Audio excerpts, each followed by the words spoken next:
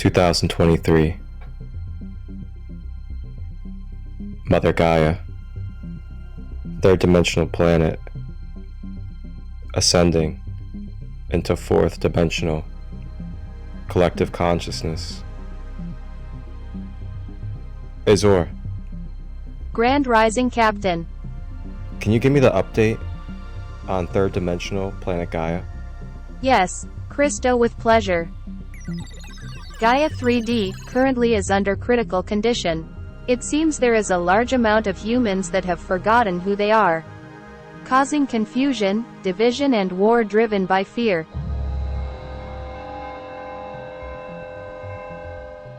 Thank you, Azure. Before we head down to Gaia, can you give me any information about the 3D world, as it's been a while since I've been there? Sure, the 3D Gaia. We will face much resistance from negative polarity beings as a dual plane. Karma and Dharma are in effect. There is free will. It will be wise to protect our energy and hold love. Alright, thank you, Azure. Sounds like we have quite the task at our hands. But that's why we're here, and that's why we've been called upon in the Galactic Federation to go down to planet Gaia, the 3D realm. Alright, Azure, let's get ourselves ready to go. Let's hit the time portal and make sure we land in the present day, Mother Gaia, third dimension.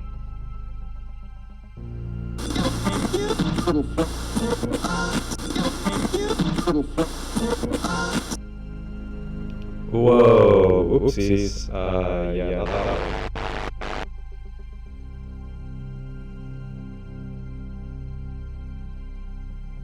Okay, let's try this one. Maybe this is the portal. Oh yeah, Azure, this is a little too far in the future. I think we need to kind of go back a little bit. There we go. Perfect. Modern day Earth. Captain Christo, as we approach, I will prepare our guest suite on the mothership for the souls we hold space for. Oh, and Captain, I will be sure to leave plenty of storage for earthly food delights to take for our travels. Oh my gosh, Azure, you never fail to make me laugh. You know those earthly delights? That good old food of earth. Absolutely gotta have that food of earth. Thank you, Azure. Alright. It is time. It's time to make our way down to 3D Gaia. To hold space, show love, compassion, bridge the conscious collective, and help provide knowledge and wisdom and tools so fellow souls can remember who they are,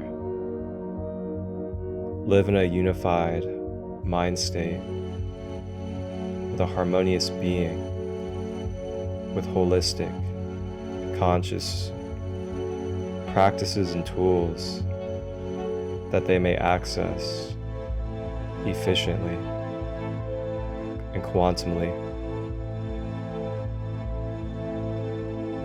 Welcome aboard. I am Azure. Please get cozy. Grab a tea, snacks or crystals as we prepare for a sacred light conversation. The sacred holding space is down the hall to the left. Wholeness, balanced love.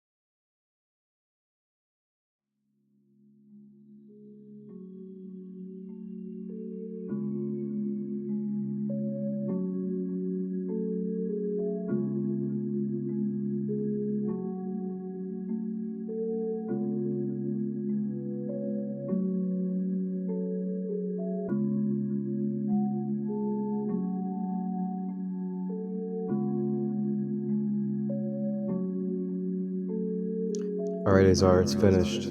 I met with their leader. It's time for me to come back to 3D Gaia so I can bring back the peace, the offering. And how is it going down there on the Earth plane? Are they letting up at all? Captain, it appears they have a fleet over 3D Gaia and will not let off until they hear from Blue Star Woman.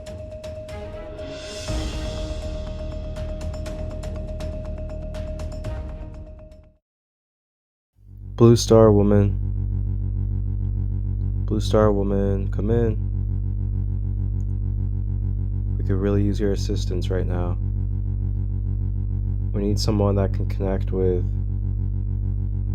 and give mediation for these extraterrestrials.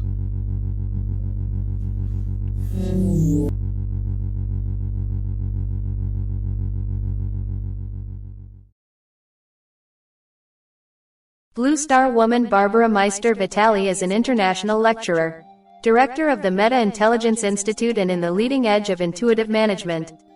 Barbara is of Celtic bloodline trained by her grandmother. 1986 was made a relative by the Lakota. She is trained in Maori, Aboriginal and star knowledge from Mexico and Peru. She has taught for 20 years with gifted students. Barbara is the author of 3 books, 2 are bestsellers. Unicorns Are Real, Free Flight and Beyond Imagination. Now she joins us for a sacred light conversation to deepen our wisdom and connection with all. Grab your snacks and joy.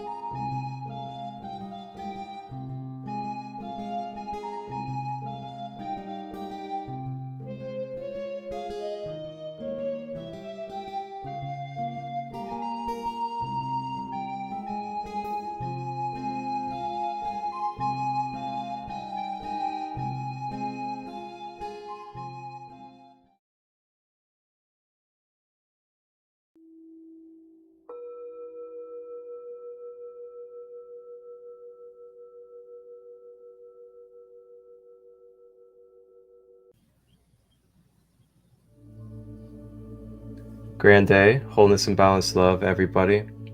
It is Marcus Christolight here of Sacred Light Healing and Wellness, and we are here for another edition of my Sacred Light Conversations podcast, as we are here to continue to bridge community and to help supply knowledge, wisdom, and our stories for the collective, so we may be able to have access to a more deeper, more expansive, and efficient repertoire of knowledge and wisdom for us to be able to integrate into our daily lives so that we may be able to have a more holistic and conscious approach to our daily self-life.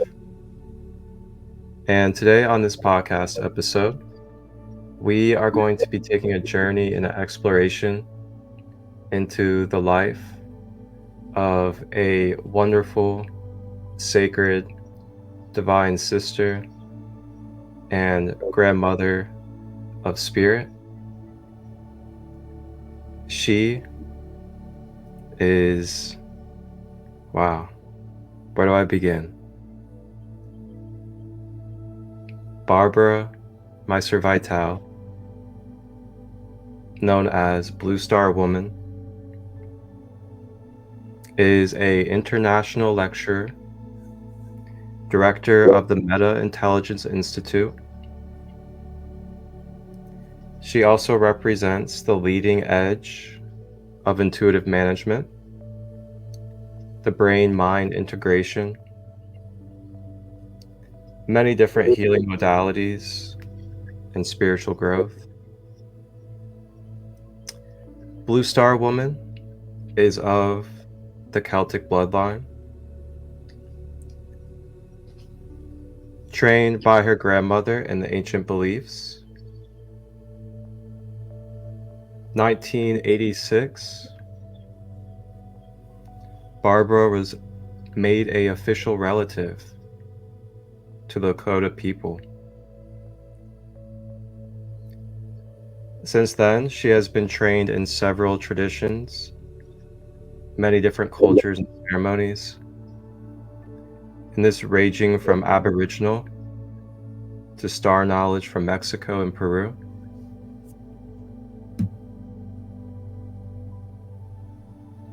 Barbara has been a teacher for 20 years, taught elementary through college, being a teacher to help those with disabilities and other gifted aspects. Barbara is also an author, and not just an author, but an author of 2 best-selling books. One of those being Unicorns Are Real, and the second, Free Flight. Bless you. And she has also been an editor in the book Circle of Life by grandfather James Dubray. And then last, her newest book, Beyond Imagination, is a book and story about the path that she has walked in this human incarnation, dealing with the experiences that she has had to heal and bring restoration to on her journey. We are joined today on this episode of the podcast by the Blue Star Woman, Barbara Meister Vitale. Thank you, Barbara, for joining us, being open to sharing your light, your experiences, and anything else that comes through today. Welcome. Palamia. Wow. What a beautiful way to kick off the week on this podcast. So as we begin, my first question to you is, what was your life like growing up? And as much as you feel comfortable to share, and what was the experiences and what was life like for you that led you into your spiritual awakening or developing a deeper awareness to the self and the all? I think I'll probably start before I got here, and that is that I remember when I was still in the spirit world, and there was a spirit guide standing next to me, and he said to me, "You do not have to do all of this in this lifetime." And I, still in my ego on the other side, I said, "Oh, don't worry, I won't forget." Then I remember going down the birthing channel and having all the knowledge that I had squeezed out. And so I entered this world forgetting everything that I had promised to do, my soul's purpose, and any knowledge that I had. And it was a very frightening experience. And then as a small child, it was like I could see into the other worlds. I saw the fairies and talked to the animals and talked to the plants and spent a great deal of my time out in the woods, the fields, when we lived at my grandmother's. Now, when my mother was a alcoholic, cocaine using schizophrenic. So the abuse that I experienced actually opened doors for me. And as I learned later, and went to see her in the hospital to tell her that I forgave her. And this voice yelled at me and said, "How dare you forgive her? You get down on your knees and honor her because she came here to be your greatest teacher." And so that's the day I got freedom, But, when she locked me in closets, I just left and went to other places. It was like seeing into other worlds with her were scary but normal. And so I got both mirrors, my mother, who was abusive, and my grandmother, who was a healer and a practitioner and taught me the Celtic ways. So in those two ways, I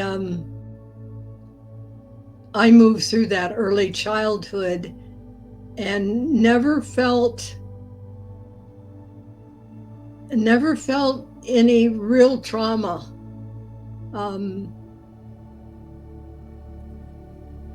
In a way that affected me. I seemed to be able to understand from a very early age that I wasn't from here, that I was visiting, and that I could go into any world that I wanted to at any time.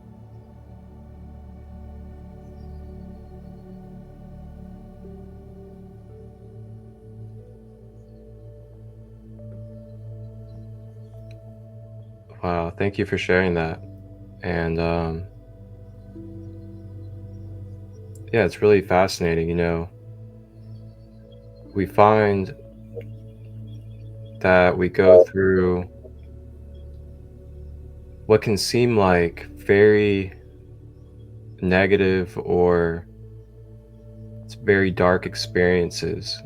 And through those quote unquote negative or dark experiences, we are able to almost access or become more deeply aware of something higher or something, more spiritual or more deeply connected to a higher power of some sort within ourselves during those periods.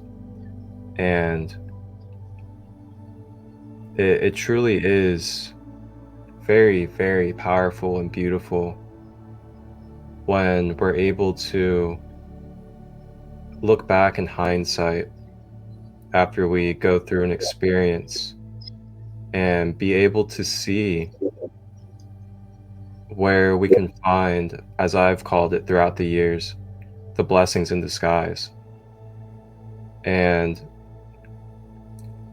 when I had went through my dark times of when I went to prison for a year, I was submerged in what could have been a tragic time, so to say. But I was able to find really deeper and higher aspects of myself during that period.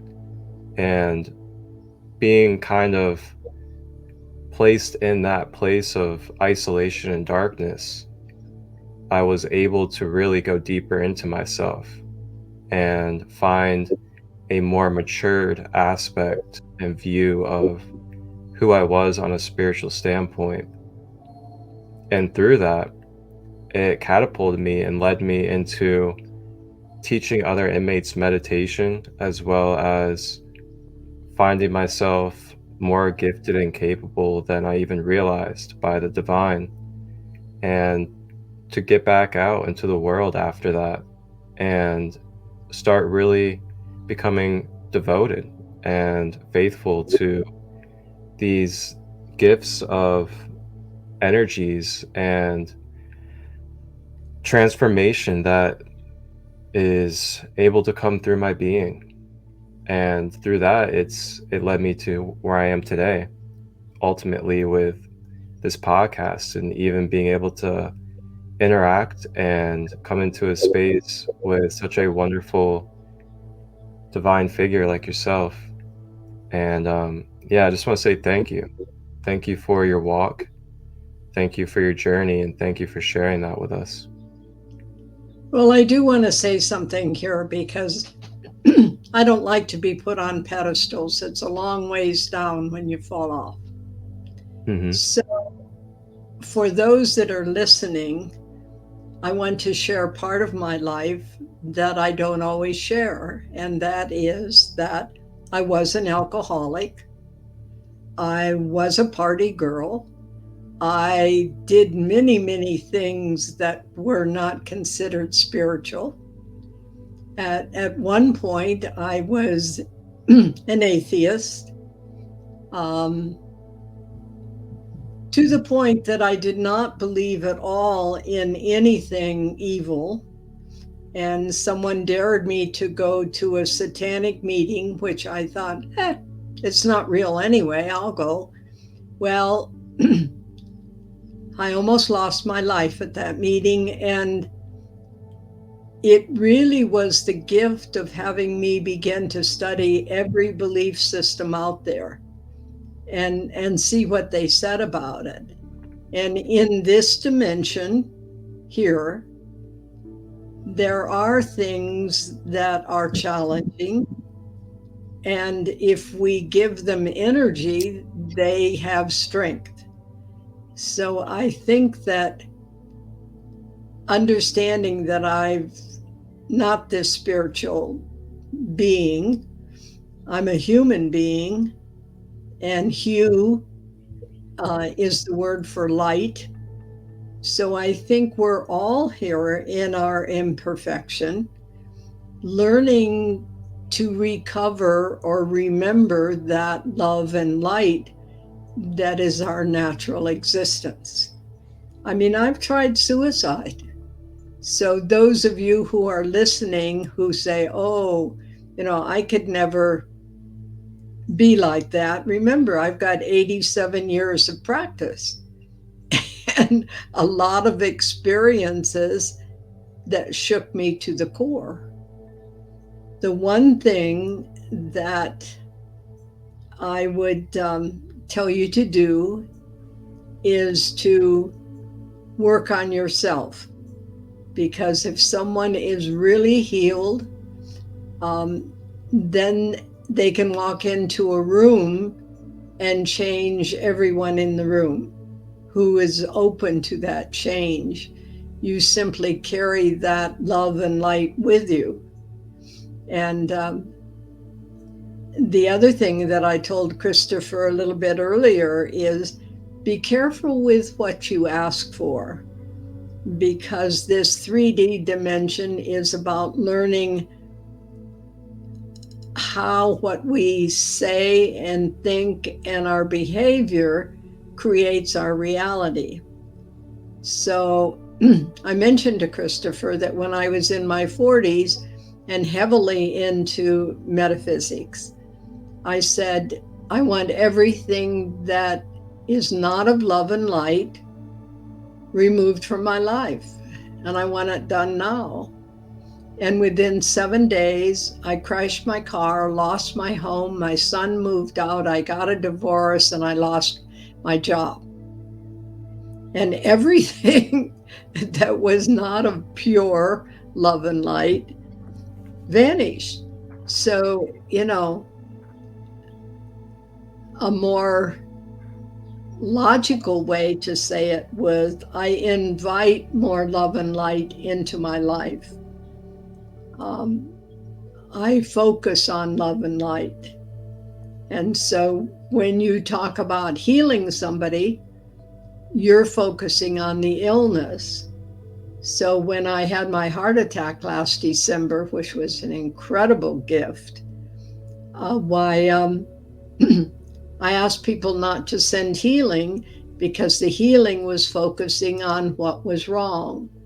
And so I asked them to send prayers for me to remember my perfection.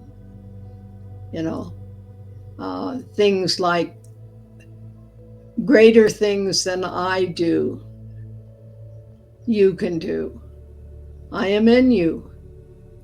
You and I are one.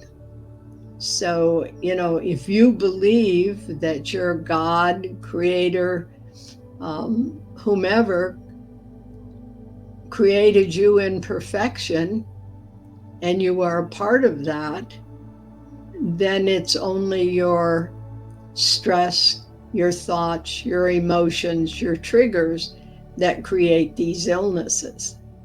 So, in my heart attack, why my heart was out without blood for 30 minutes. And when I went back to my cardiologist, he said to me, I was dreading this appointment. And I said, why? He said, because I knew you wouldn't be who you were. You had such a severe heart attack. And I looked at him and I said, I'm fine. He said, how did you do that? I said, I used prayer, ceremony, and focused my mind on being whole and perfect. So it was a great gift. The only thing I'm finding is that I'm kind of in two worlds. And if you were watching me earlier, why it's like I'm not totally connected to my body. So oftentimes my head, my arms don't go in the direction I want them to go. So I was doing a lot of this, trying to get my head on straight and get my eyes to look in the right place, because I'm just not attached to it. I'm living in two places right now, and it's absolutely fantastic. So my grandmother taught me to see everything as a gift.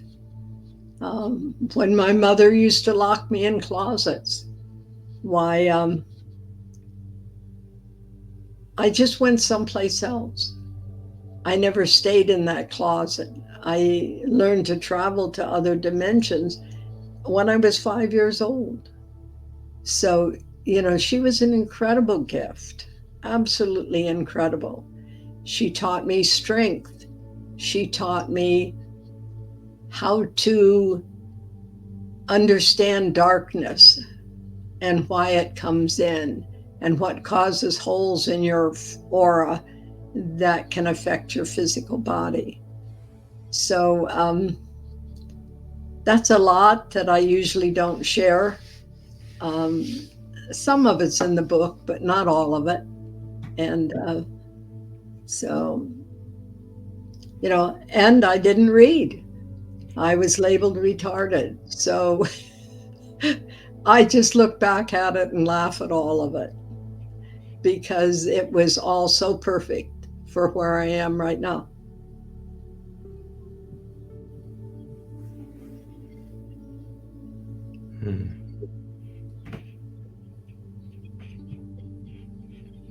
Thank you for that again. That's what... One more thing before you talk. Mm-hmm. I've never had a panic attack. And, in order to have real compassion towards people, you really have to experience something. So the home health nurse came in with this mask that goes over my face.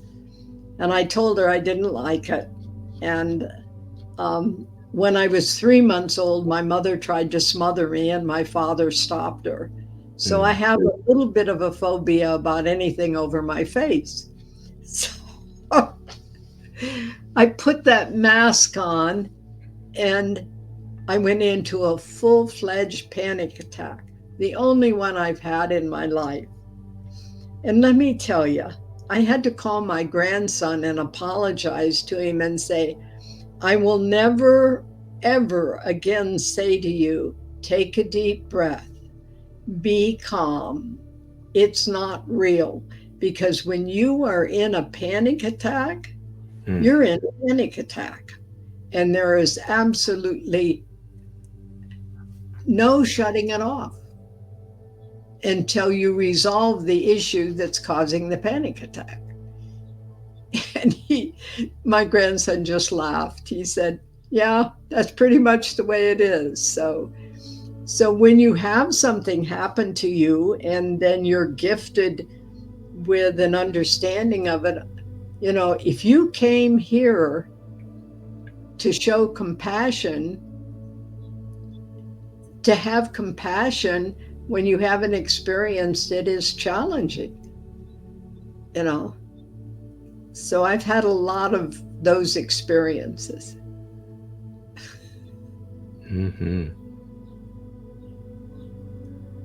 Yeah, it makes it very relatable for us in these human forms when we go through the experiences. So then we develop that wisdom inside of us, and through that wisdom, we're able to be vulnerable and be able to hold those spaces and cause those ripples for each other.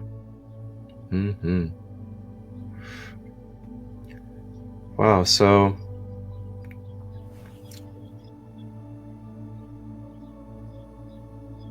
'86 was when you were officially made a relative by the Lakota people.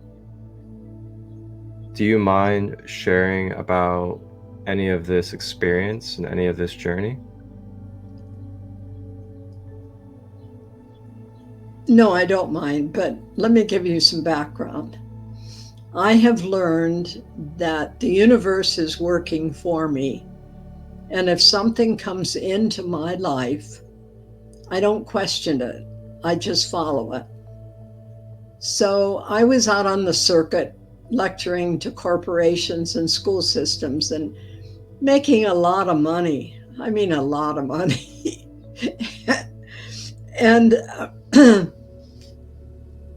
through a set of crazy, crazy circumstances, I ended up on the Pine Ridge Reservation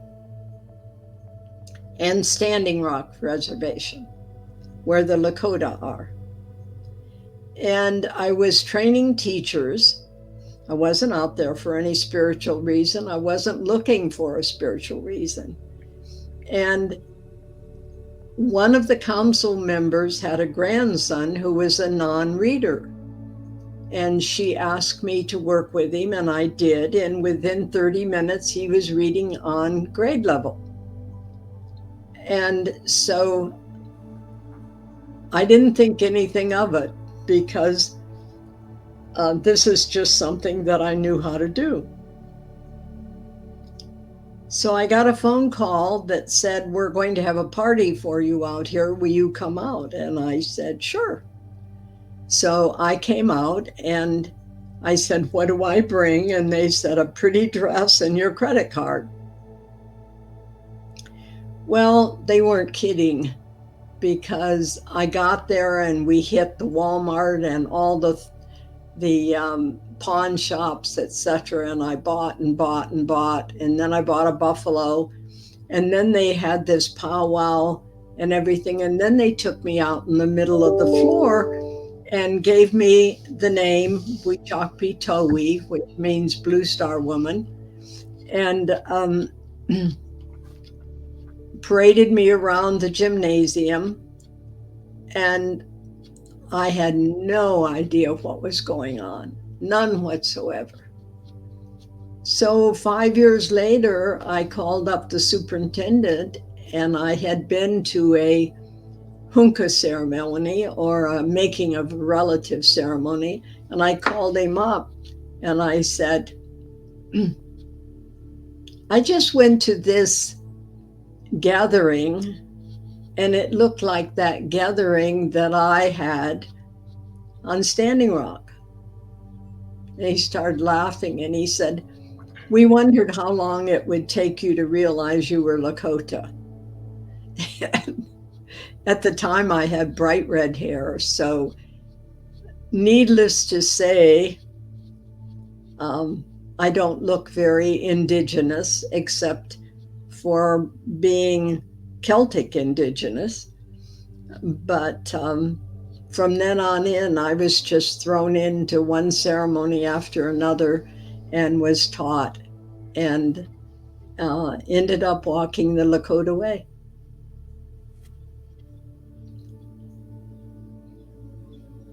Wow. So I just follow whatever appears in front of me. If it feels right, if it touches my heart, if I know it's spirit, why then I just don't question it. I just go with it. And Hmm. And it takes me some interesting places. Absolutely. So I see here that you've trained in Aboriginal as well as, now, how do you pronounce this? Is it Morai or Mori? Maori, Mori. Okay. from And what tradition is that? that's from New Zealand, and my Lakota is stronger than that was, but I worked with an elder by the name of Mackie, and another elder by the name of Rose, and learned quite a bit about the energies and the dances and the prayers and their whole different perspective of who they are and what their purpose as a total group is. For instance, in Australia, their purpose is to create this dream time, this reality here on Earth. And when they are gone, that will dissolve. So, it's like baking a cake, and each one of these belief systems is an ingredient in that cake. And if you leave any of them out, the cake's not going to be any good. So each one of the indigenous peoples that I met had a specific purpose, and as to why they were there and what they were doing.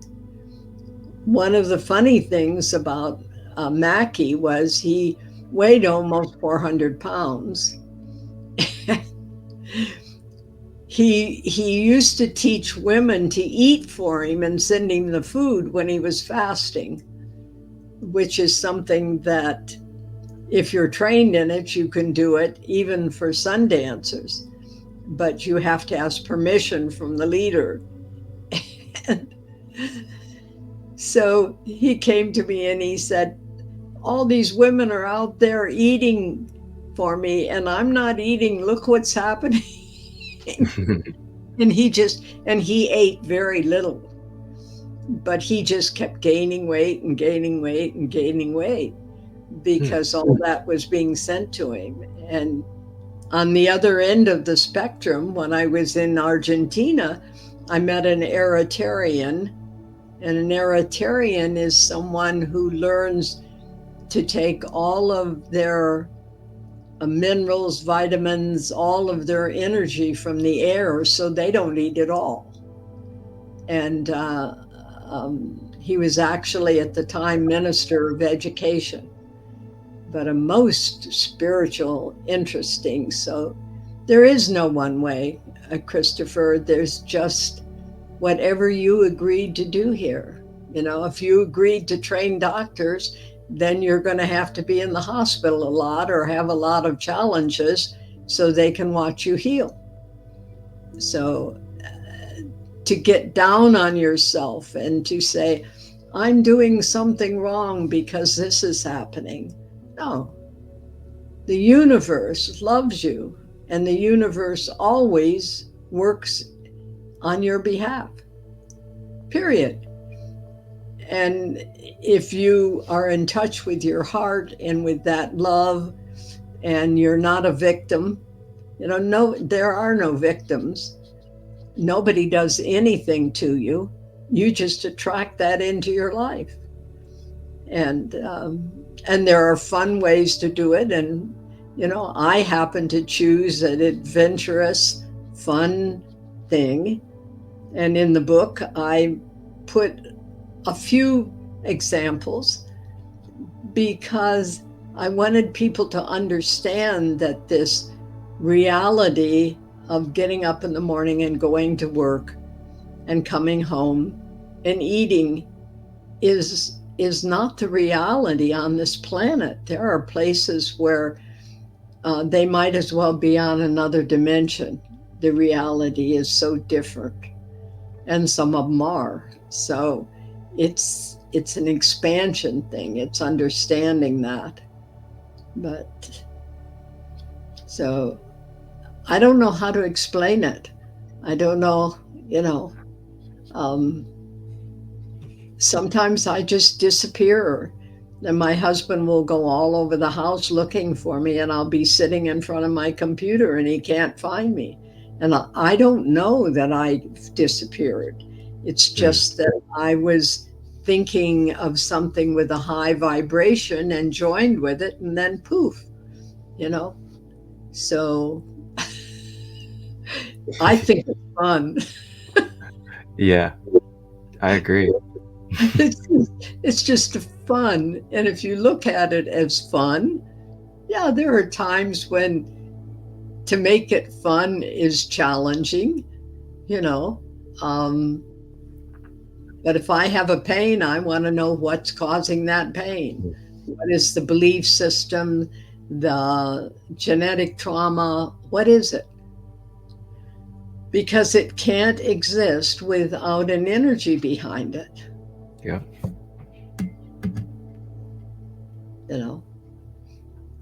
And what we're talking about doesn't sound very spiritual, because I'm not telling you what you should do or what you have to do, because those words are not in my vocabulary. I have no right to tell you what you should do. And if you do it and it's not within your purpose, I can take on that karma. No, thank you. I've got enough of my own. I don't need to be going around picking up people's karma. Or you must do it. No. Well said. Well said. Thank you so much for that wisdom. And I wanted to touch on for a moment, what you had said about just the experiences that we go through. And the way that I've been looking at it, especially as of late in my most recent years, is I'm able to start seeing the conflicts or the chaos, whatever it is that we would like to label it as, that I experience. I see it as opportunities, and opportunities of, number one, growth, but also opportunity to train myself and practice what it is that I'm wanting to manifest into this world. And it's kind of in alignment with what you said. We ask for certain things and we want to manifest certain things into our reality or to become and embody. But then we also have to realize that with that comes the process of alchemizing or transfiguring into that literal embodiment and vibration field. So when that takes place, if there are certain aspects of our being that have certain resistances, blockages, or other things that are going to keep us from being in that vibrational frequency, then we'll have to be brought to situations of experience that can help mirror, reflect, and help us be able to tap into those aspects, to be able to bring them out to the surface and be able to witness them. And through that witnessing, we're able to go into a conscious state of either release, heal, whatever it is that we may go through in that experience during that time, through our own free will of choice. And I found that the more that I became open to seeing these things as opportunities and gifts to be able to practice the becoming of what it is that I'm wanting to become, it's really brought extraordinary experiences, so to say. So, for example, you know, I've really had a passion for wanting to not just completely destroy or get rid of the medical system, but to just integrate and bring a little bit of more light and awareness and holistic depth to the medical field, just to help it expand and grow. And with that, as of the last month, my father has been in the hospital.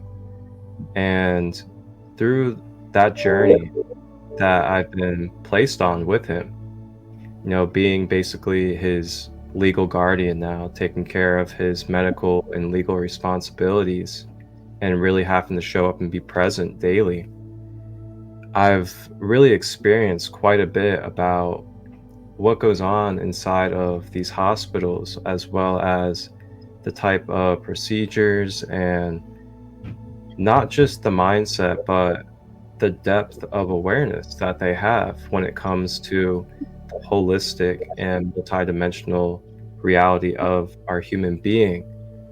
And with that, I've been gifted with opportunities to be able to stream in some of the knowledge that I've acquired over the years, some of the different wisdom and experiences that I've had in the holistic nature of things. And I've spoken with many different nurses now throughout this last month on the knowledge and the holistic approaches to life. And it's been altering for them.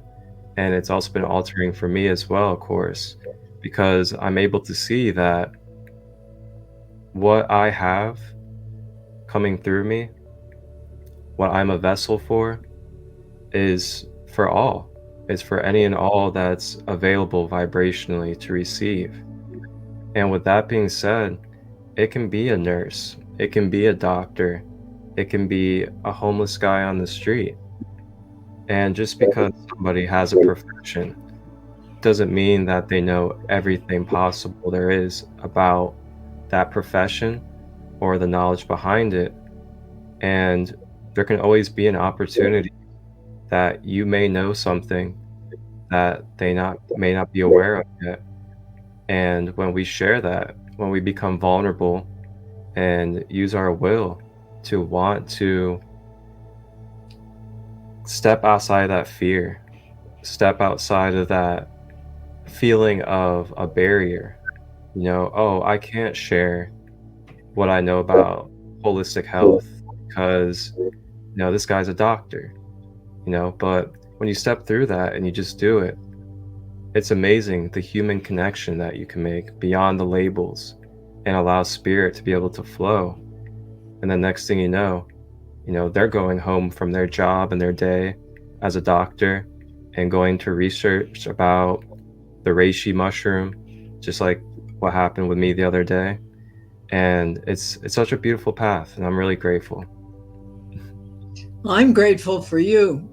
I will tell you on that same line, when I was in the hospital and after the heart attack, because they made me stay for 5 days, I had an absolute ball, first of all. And one night I didn't want many people in there. So they put a note on the curtains saying, check with the desk before you enter. So the nurse comes in and she says,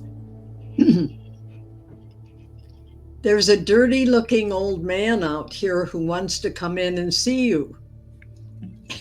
And I said, it was about 9 o'clock at night. And I said, well, what's his name? And she said, John. And some of you have met John. And I said, oh, that's my shaman, let him in. And I thought her eyeballs were going to fall out on the floor. And I don't usually use that term because I like to use the specific terms for the cultures, but that was just too precious. And so in he walks into my room at 9 o'clock at night with these eagle fans. And so the next day, and I had one of the books there, and the next day the nurses asked me if I could put them if they could read them. And so I called the administrator in and I put 3 copies of the book in the nurse's break room. And the rest of the 5 days I spent teaching and sharing. And it was, and that couldn't have happened without the heart attack. Touching those people, understanding for myself how precious being in this physical container is. I mean, there were just so many gifts, and people started messaging me, "Oh, I'm so sorry." And I said, no. This is one of the greatest gifts I've had in a very long time. There's no sorry about it. So I said to the doctor, I said, I really got good care. I said, the nurses were coming in every 15 minutes to check on me. And he said, you didn't get good care. They were checking on you because we thought you were going to die any minute. And I said, no, I wasn't about to leave. So I think having humor and looking at all these things and saying, the universe has a sense of humor in that way, in the way it presents or answers our prayers. But, so I talked to Spirit and I said, that's it. I've done my job training doctors. We're done. Yeah. You got to find somebody else to pick this up. So I guess maybe it was you, Christopher. Guess so, huh? Thank you for taking those steps before me. You got to laugh. I told you earlier that my advice for everybody is 1, love unconditionally and have compassion, especially for yourself. 2, to look at life in a way that is miraculous, absolutely miraculous. Every moment of every day is a miracle. Just the fact that you're here. Next, take at least an hour of every day just to take care of yourself, just to love yourself. I don't care if it's a walk, a wonderful bath, reading a book. I don't care what it is, or go out in the woods and scream if that makes you feel good. But do something just for you. And last of all, don't worry, because when you're my age, you can't remember what you were worrying about when you were 30 or 40 years old. So just give it up. It's a waste of time.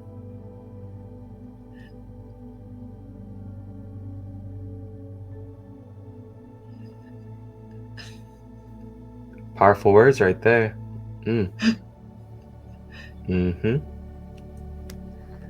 So, I know you mentioned a little bit about this thing called books.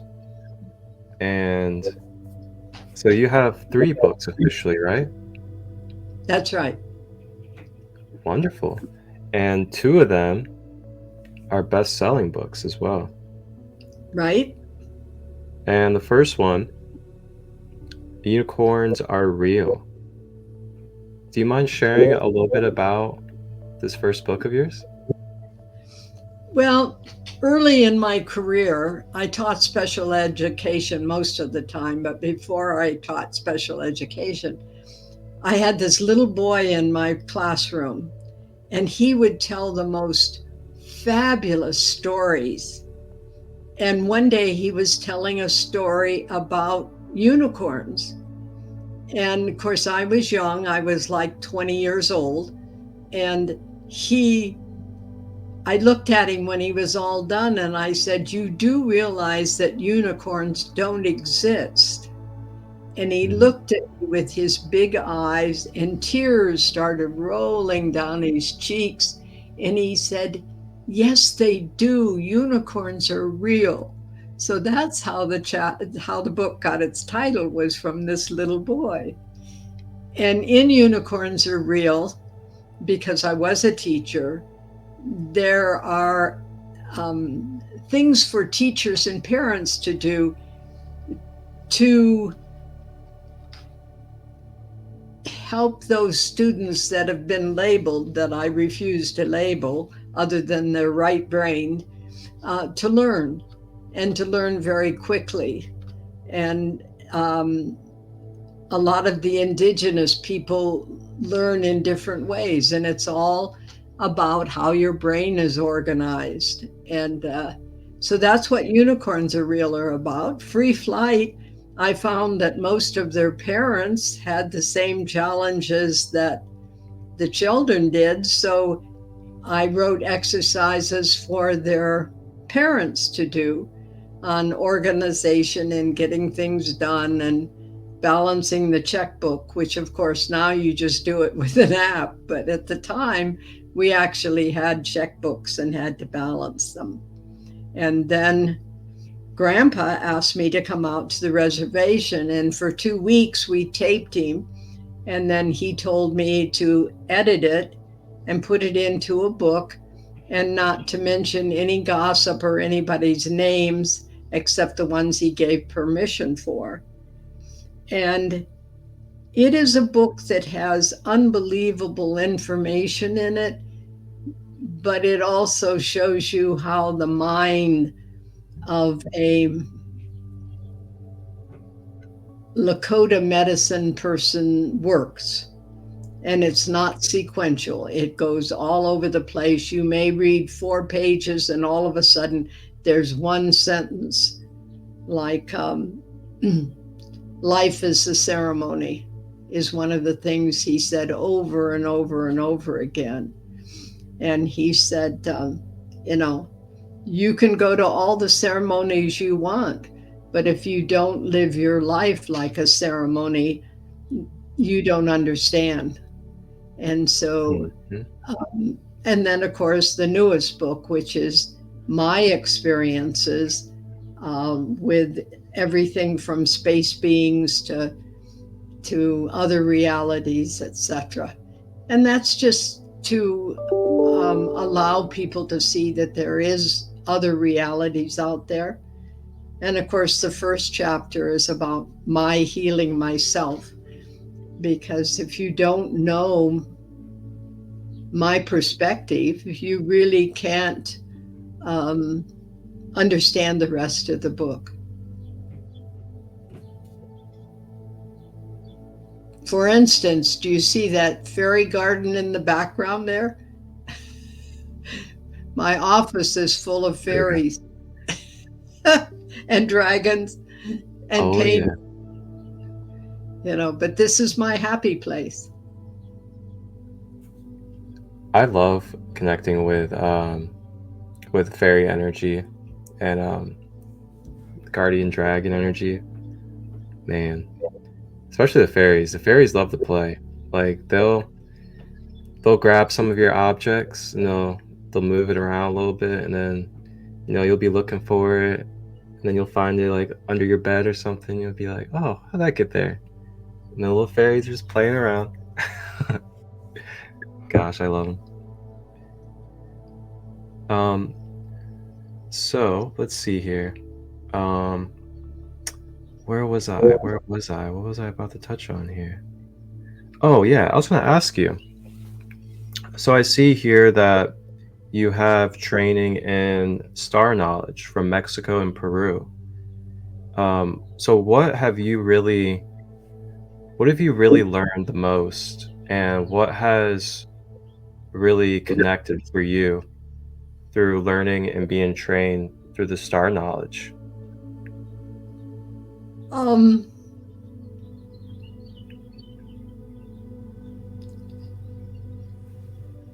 Just information in that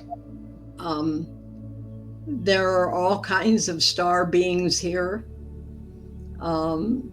Most of them are compassionate and loving. There are a couple that aren't. But when you understand the fact that their planet is dying and they're looking for a new one, you don't see them as evil as much as you do as survival. I learned a lot about the galactic councils.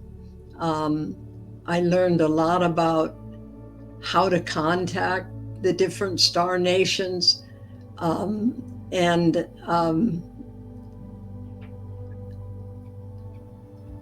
There's, to put it all into words in this podcast is, maybe I'll have to write another book.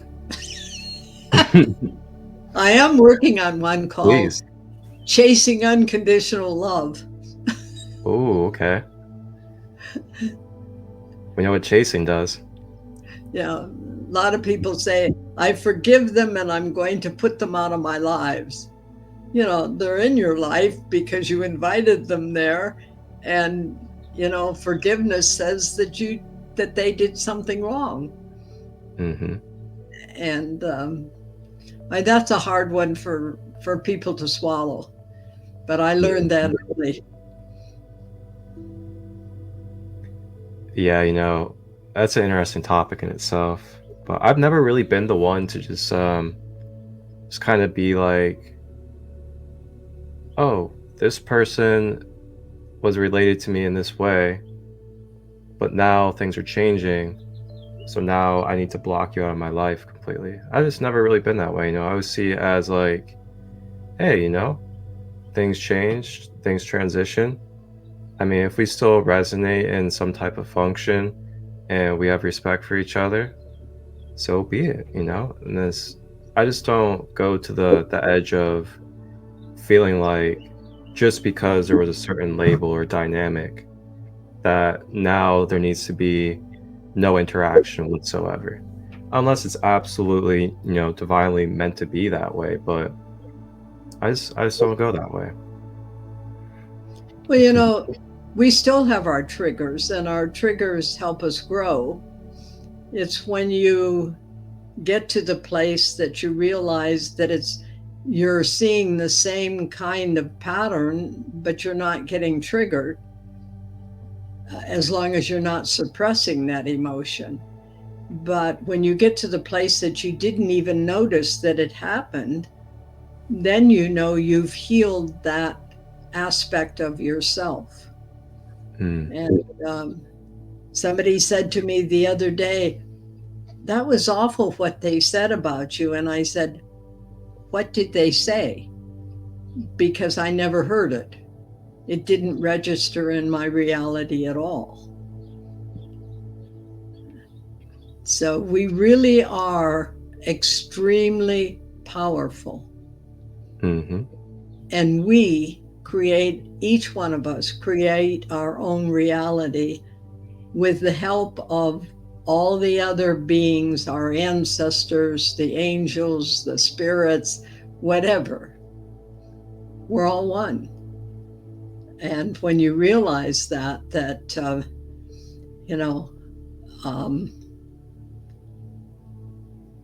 whenever I eat, I thank that meal for giving of its life so I can live. Because I also know that I'm taking that animal's experiences into my body. And so I'm very careful, about what I eat. My husband won't go to the grocery store with me because I go down the vegetable thing and put my hand out and feel the energy. Yeah. So I go and he goes, but we don't go together. He's a wonderful person, grounded. His sole job was to keep me on this earth to do what I needed to do. And that's what he does. And after 46 years, we're still very much in love. And love exists only when there are no expectations. You can't have expectations of There it anything. is. Nothing. Mm-hmm. Yeah, that's a topic I've been talking about just naturally with people. Actually, I was talking to a couple of people about it at Serpent Mound for the summer solstice that just happened. Just talking about how expectations can be a really big catalyst and cause to the effect of, you know, things such as anger, resentment, frustration, being short-wired, and all these different things can definitely become pretty prevalent when we have a lot of expectations. And then I notice, like, when we let go of those expectations more, we're able to kind of be more in that unconditional and innocent mindset, so to say, of that inner childlike state. And with that inner childlike state, you come across something or you receive something that you just totally was not expecting, and is basically like a surprise and a gift from life. And then you just have more of that, that natural awe and that sensual connection through your senses with the bliss of the divine, and being able to be gifted in the moment of being present and having all this abundance of experience. And yeah, that's what it's really about. Yeah, that's absolutely true. You know, we don't even eat the same food. He cooks his supper, I cook my supper. We have, our core values are the same, and we love each other deeply, but we do not, have any expectations. Sometimes when he cuts down my herbs, I get a little upset, but to him, they're a weed. To me, they're a medicine. So, Mhm. But that doesn't mean the relationship isn't beautiful. Yes, man. That's just such a powerful thing in itself, when we can truly and unconditionally accept each other, and be able to also know that, you know, you are uniquely and authentically who you are in your DNA and who you are in this vessel. And, I am uniquely experiencing as this vessel and these traits. And when we can understand that with each other and not try to make somebody else be us, or try to make them fall in line with what we believe or want them to be, we can start to kind of see that, there are specific ways, there are specific translations and avenues for each of us to be able to fully connect and be able to experience this life with the way that we are made. And it's not going to be the same for anybody. There's going to be small to perhaps big traits that each of us will carry when it comes to our unique blueprint. And through that, and this is where things like, our astrology and other things come in, is there are just certain things that are going to resonate better for the way our being is constructed. For example, some people do better with hot food and others do better with cold food. Some people do better with being introspective with the way that they release what they're going through. Others are more outrospective, where they kind of want more of a group support or another individual to hold them while they're going through their releasing process, compared to others that they just need a little bit of time to their self, sit with their own spirit and let that energy flow. And when we can really just honor and love each other for what it is that we uniquely need for our own self when it comes to our well-being, our balance, and our journey, it makes it a lot of fun, and it makes it very open and really unconditional. That's for sure. Yeah, I think that the next component of that, a lot of people say we're all one. And so, but when you love yourself, since you are the universe, since you are every person on this planet, then you love everything, you know. But as long as there are pieces of yourself that you don't love, then there are mirrors in the universe that will show you those things. You know, we're really in the news media being challenged now with triggers, and you know what do you react to, and it you have to laugh at it, because what it's doing is showing us all that we are not above anybody else. You know, I tell people, yeah, people call me grandma because I'm whatever. But indigenous, you don't call yourself that. And you never call yourself a medicine person. I don't consider myself a medicine person.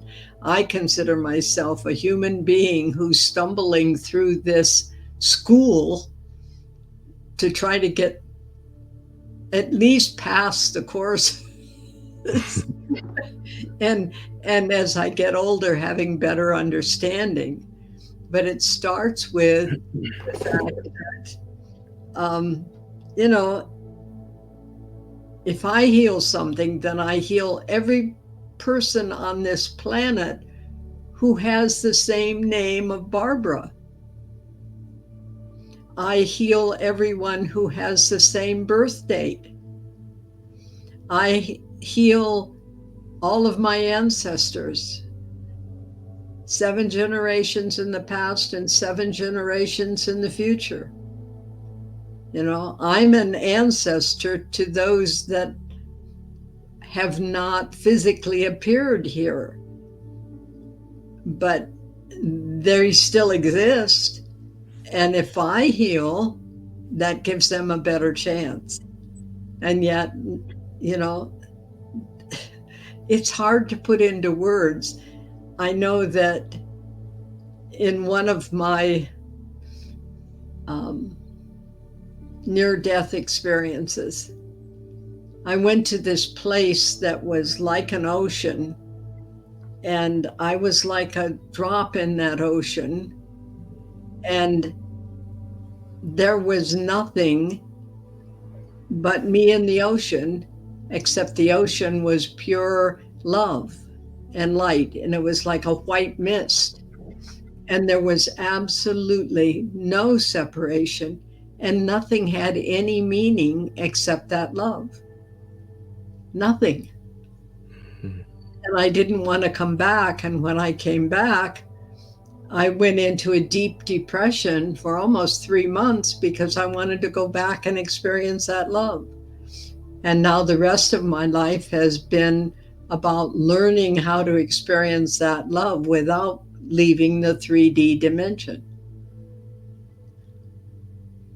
But there is no separation. That's the biggest lie out there. Mm-hmm. You know, you and I are one. We may be different expressions or different colors, but you know, it's just amazing. Just pure joy.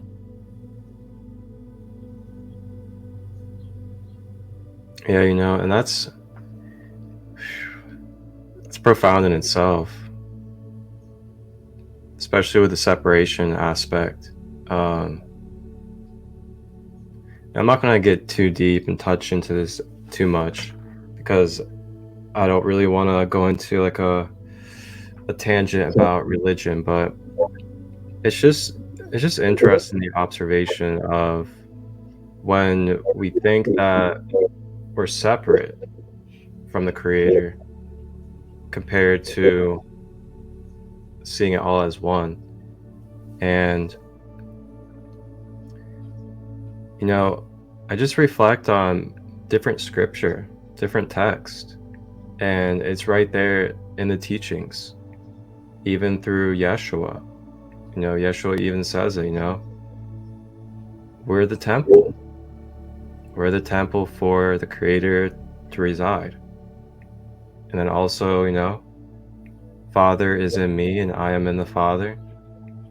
All these different quotes, all these different teachings. And we see it from many different ascended masters, other figures and beings that have walked in this earth plane. The reminder that it's all connected. We're always all connected. And separation is something that you can experience as a temporary illusion. But you'll always come back to that remembrance at some point, whether it's through 5,000 years or one human lifetime. We're connected. And we're here.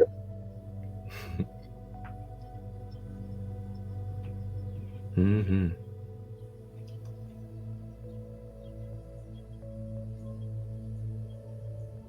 I feel our connectedness. Me too. It's been a beautiful podcast. I've had tears in the back of my eyes quite a bit.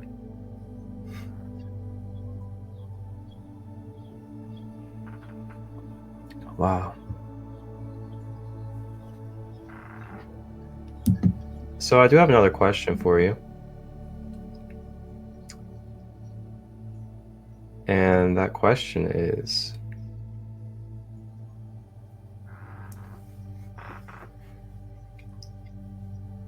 you're the director of the Meta Intelligence Institute. What is the Meta Intelligence Institute and how did you come across this? Well, I have self-published a lot of my own books. I don't publish anybody else's. And I also do some certifications, but very small, and I don't advertise them. And you need a tax name.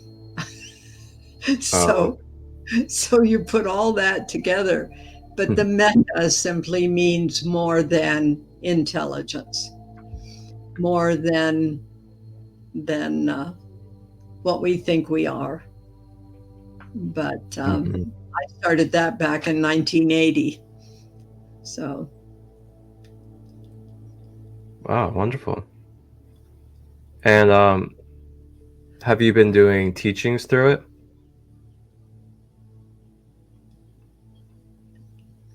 Have I been doing what? Teachings? Have you been doing teachings through it? Some, yes. Some. Like I have a Celtic one coming up soon, but it's almost full.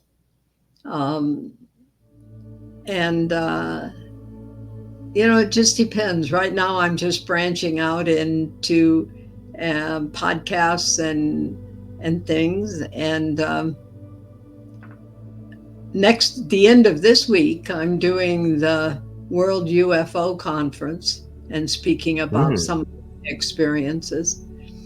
But my belief systems come from experience. Yeah. If I experience something, then I've created it and I believe it. And then you get to be my age and it's like a puzzle that falls apart. And you have a whole new reality to believe in. So, like I said, you're seeing a side of me that I usually don't show. I'm usually very serious. And my head usually is on straight. And today it's just all over the place. But that's all right. It may not be me sitting here. It may be an AI. Yep. that just doesn't have it right yet. But for me, sense of humor is a great thing to have, because I know all the way through beyond imagination, I laugh at things that are happening because they are so off the wall and so out of my, that I just have to laugh because, I'm not going to go to fear. Fear creates a lot of the challenges we have, especially dis-eases. And,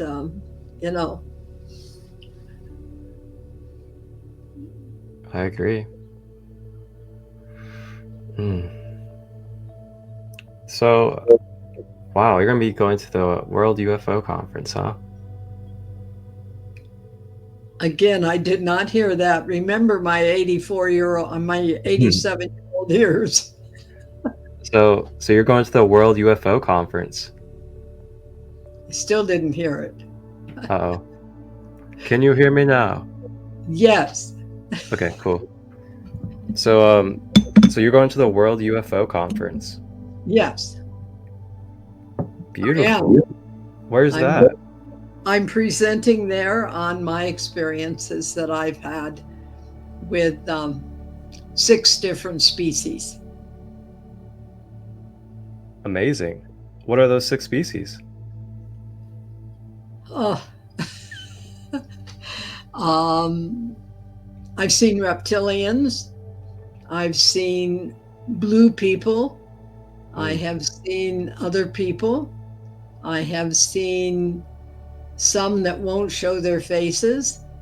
I have seen some that look like just light beings, have no form. They look more like snowmen, only they're made of light. So I have seen, but I have been, the most important thing is I've been on board ship and can describe it in detail. And that's what I'll be doing, a lot of that at the UFO conference. Giving personal experience. And I'm sharing things with you that I don't share. I don't want to be locked up. Hey, that's why I hold these spaces, I don't take it lightly, the opportunities that I create. And I just want people to be free in my spaces. I want them to be able to feel, a natural sense of just wholeness and being able to express and share the full aspects of who we are. I can come on here and try to make this a super zenful hippie environment and just try to act like it's all about just meditation and spirituality, but we also have these human beings, and we have human aspects and shadows and muddy stuff that we go through that help sharpen us and develop our senses of who we are. And that's what it's truly about for me, is giving us the spaces to really express that fullness and show everybody that, hey, yeah, maybe I have been doing holistic healing for 10 years. Maybe I have been doing shamanic walks for 30 years. But despite all that, I still have everyday human traits and everyday human things I go through. And you guys can be just as spiritually advanced as I am, and you can also be just as human as I am. And that's what it's really about for me in these spaces. I really appreciate that. I know that years ago I was working with a young man who had severe cerebral palsy. And I work a lot with colors. And so I could have him hold different colors And when he held a specific color, all of his CP went away. So we had a pair of glasses made for him that were his color, and he put them on and he walked absolutely normally. He was like a different person. And he took the glasses off, put them on the ground, and stepped on them and said, "You don't understand. I volunteered to be like I am in order to heal others." And he was 17 years old.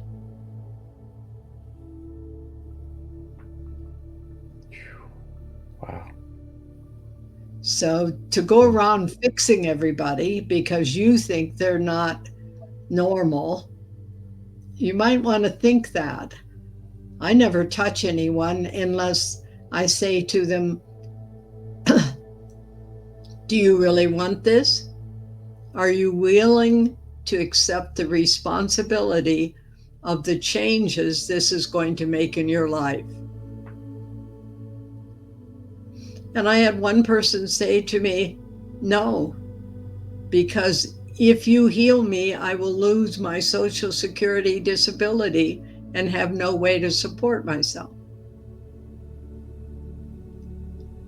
So, you know,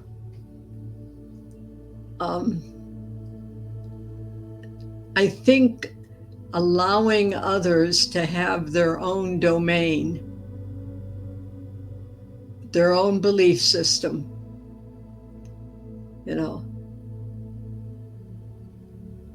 is the greatest protection for most people.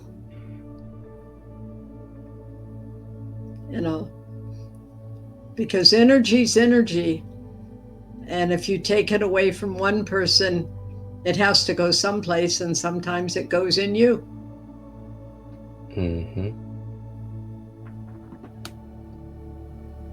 Yeah. So stay out of your egos. Eliminate the words try, want. Want keeps it out into the future all the time. The word should, the word must. Remember, there are no victims.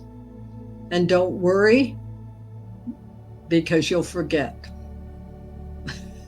And love yourself first. And keep your sense of humor. If you can't laugh at yourself, what are you going to laugh at? Definitely. That's for sure. But I really appreciate you.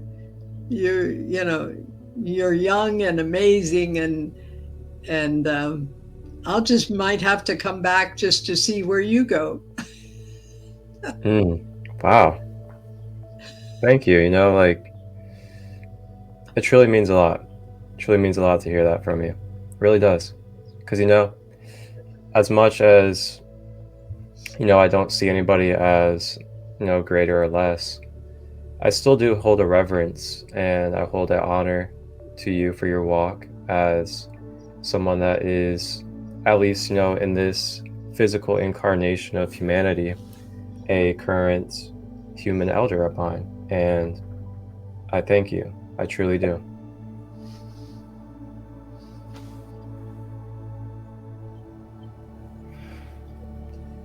And I also wanted to share a little bit too, because I know you were talking about some of your extraterrestrial experiences. I've had quite a bit too. I've had a handful, and I've had a couple with draconian beings, and I've also had a couple with the archangels, and then I've also, so this was interesting. I was receiving a Reiki session in 2015. Yeah, it was 2015. And as I was receiving the Reiki session, I was laying down, I had my eyes closed, and then I haven't been the most clairvoyant through the years. It was more of like feeling and hearing and stuff like that. So what came through my mind's eye when I was receiving the Reiki was basically this standing lion humanoid, and it was a Lyran soul. And when it came to me, it had this like telepathic shift that took place. And after that interaction had happened, I then had started coming into this remembrance of my soul lineage, or my origin, so to say. And ever since, I had this really big activation in my DNA and in my consciousness of being directly connected with Lyra and feline Lyran humanoids. So I've definitely had my experiences as well. And yeah, the blue Syrian. You've seen like the blue Syrian people, the blue bird beings, the blue avians. Yeah. Your voice has gone away again. Oh, again. Of course. Yep. Well, with that being said, is there anything else that you feel called to sharing before we close out today? Not really. I really appreciate those people who have enjoyed the books. And I would share that between each chapter, those are portals. What's written there is a portal, and Spirit dictated it to me. And so if you read it right before you go to sleep or meditate, it's really interesting. And so, although they were my experiences, I did not write the book. It just kind of wrote itself. And so a lot of the sentences and things came directly from Spirit. The energies in the chapter about South Dakota, every word is carrying the same energy as South Dakota ceremonies. And when I moved to Australia, then those energies changed, and all the energies in the chapter from Australia vibrate with the land of Australia. So it is to be aware of that. I think if you read it, it makes a lot more sense. And I'll just leave it to you. And it may not be for you, and it may be for you. Thank you. And I will make sure for everybody out there that would like to read any of her books, I will have them posted down below in the description for you guys to be able to access through a direct link, so you guys can check it out if you would like. And as we close out, Grandmother Barbara, are there any services or anything that people can connect with you and reach out for? Yeah, come to Serpent Mound in September. Mm-hmm. I'll be there in September. I didn't make it this last weekend, but I'll be there in September. And I'm very open and willing to talk to people at that time. So, and, you know, you can send me a Facebook message to be a friend. Just be sure that you also send a message telling me who you are, because I'll check you out. And if you haven't posted in a long time, you probably won't get a request, because I've been hacked a couple times, so I'm very leery on Facebook. So if you have a lot of friends that I also have, yes. You know, if they're your friend, then I know that you're very trusting. But, Thank you. that would be it.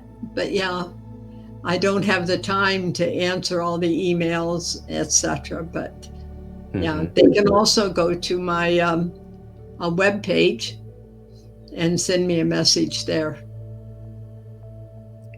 Wonderful.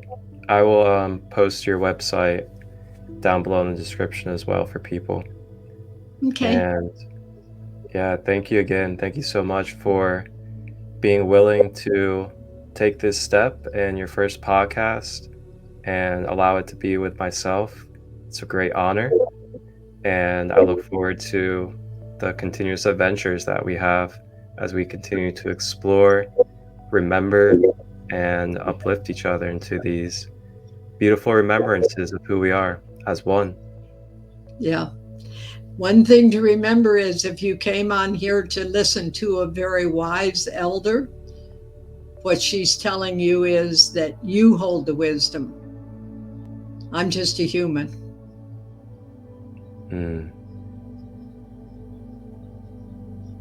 Well said.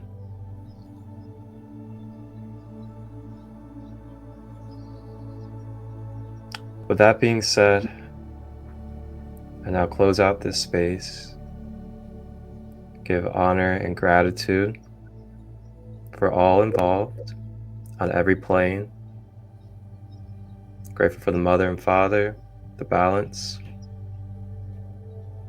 And may we all continue to flow and exactly where we need to be in this now moment. Wholeness and balanced love. Thank you all for tapping in. Have a blessed day.